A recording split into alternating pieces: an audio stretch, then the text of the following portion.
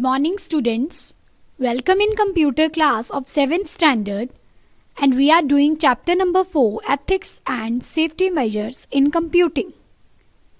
In our previous class, we have learnt about spamming, individual right to privacy, software piracy, and intellectual property rights. So students, in today's class we will learn cybercrime, safety measures while using computer and internet, digital footprints, clickjacking, phishing, bot, and cyber espionage. So let's start the first topic. It is a cyber crime. A cyber crime is an illegal activity done through internet. For example, identity theft, where somebody can steal your email ID or password and use it to send fake emails to people containing false information. And there are credit card account thefts, some other like internet frauds, ordering goods in your name, etc. All of which come under the jurisdiction of Indian Penal Code. Here IPC means Indian Penal Code. After that, cyber crimes can be divided into three main categories. First is crimes against people.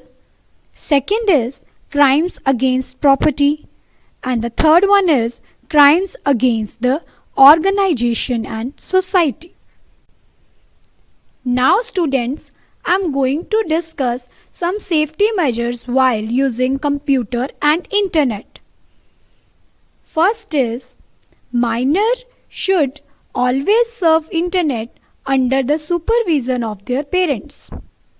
Parents should decide and suggest age-appropriate websites to their children. Next is, to minimize the chances of the attack of hackers and crackers, one should use strong passwords.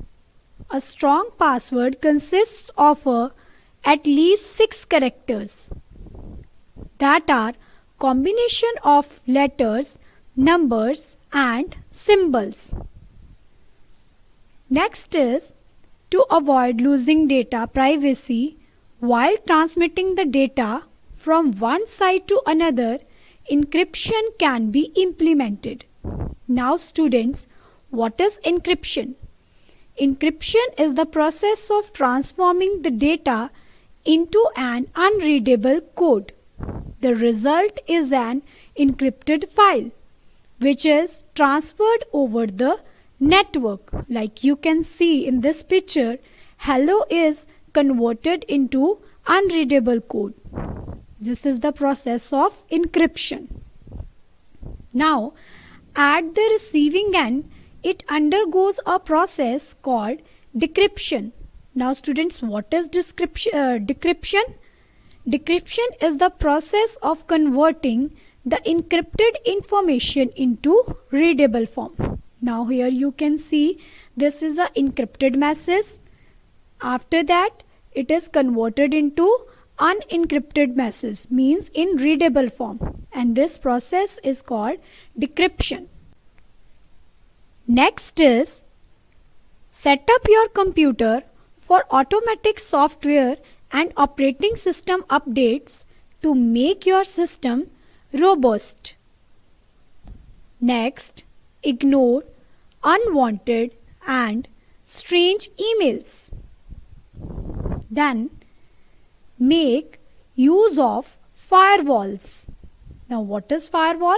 Firewall is a security system that prevents unauthorized people to access your system and network.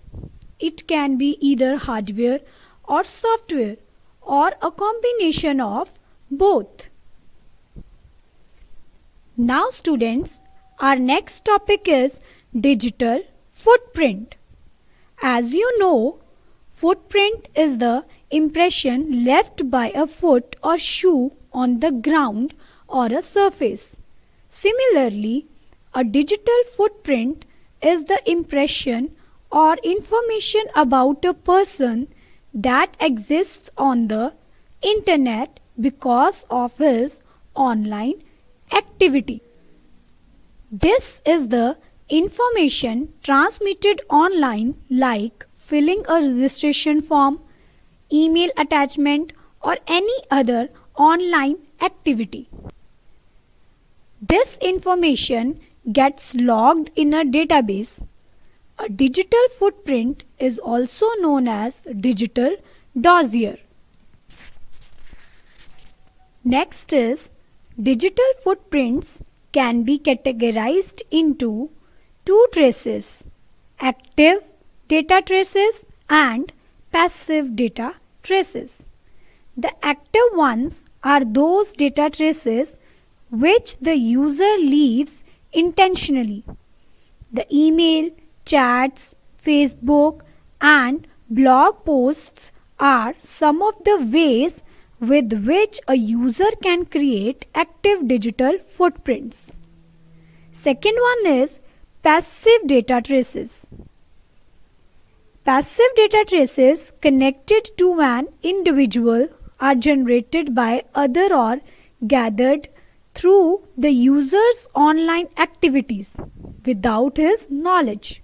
Few activities which are create passive data traces include surfing the internet for searching information, online shopping, etc. Now students, I am going to discuss some of the implications of digital footprints are, as we have discussed, all the online activities leave behind the footprints or information traces. These information traces could be used positively or negatively. So we should follow some guidelines while being online. Like first is never post any silly or abusive comment. Second is tone the privacy setting of your social media account in a way that only your family or friends can see your posts and pictures. Third is avoid accepting the friend requests from strangers. So these are some guidelines which we should follow while being online. Next topic is what is clickjacking. Clickjacking is a malicious technique of tricking a web user into clicking on something different from what the user perceives they are clicking on.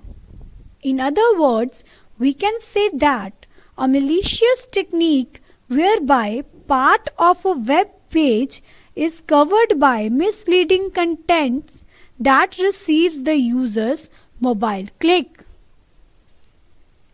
Next topic is wishing. The term is a combination of voice and phishing. Wishing is the criminal practice of using social influence over the telephone system, most often use features facilitated by voice over IP to gain access to sensitive information such as credit card details from the public. Next is bot. Bot is one of the most sophisticated types of crimeware applications that perform a wide variety of automated tasks on behalf of the cyber criminals.